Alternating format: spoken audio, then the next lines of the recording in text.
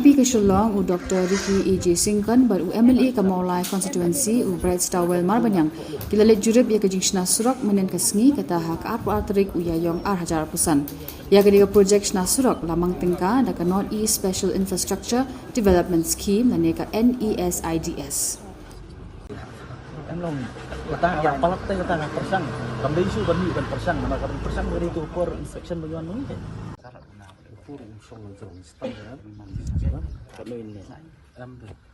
habis pak kenika jing wan jungi ban inspektasi kenika baar pak kenika suruk kenika neset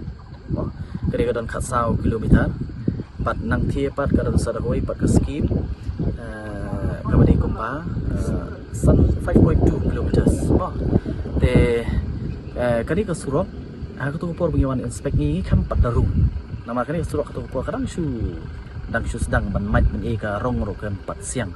tenre kumba kalong menta ka progress kala ayai kan dia te kumba san kilometer kala depan ai black topping san kilometer te ka basa menta kirang pentre dia ka jingkiang ka we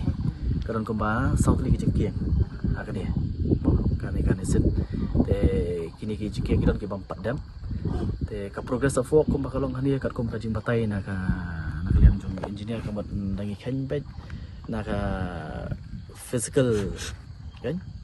work jong kene kam ta ka bad aku melu kumba 70%.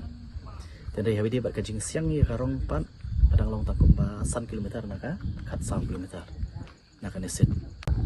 sin bakawan hi sin bakadan hi ka surok hi kajing mantoy kan dan bai kan hi ka surok kumbang ong hi ka snong mulai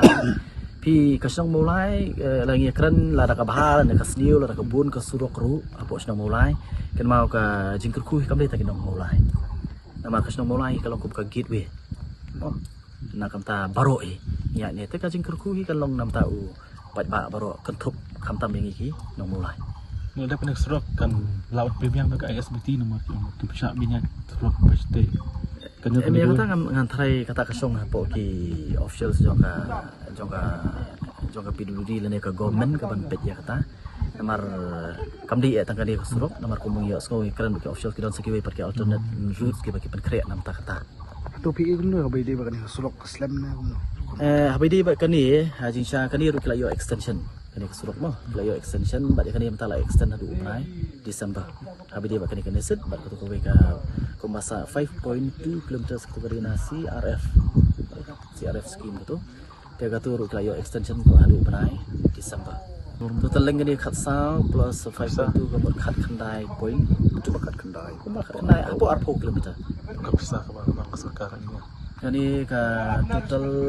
larangan bakla ni ngala ambil haji tho atai kadi kanisit kadi 20 cross kat no 20 kumtai nom la spesifik kan tambah kadi haki arpo kilo bo por kan non pendek ni hadin ni kata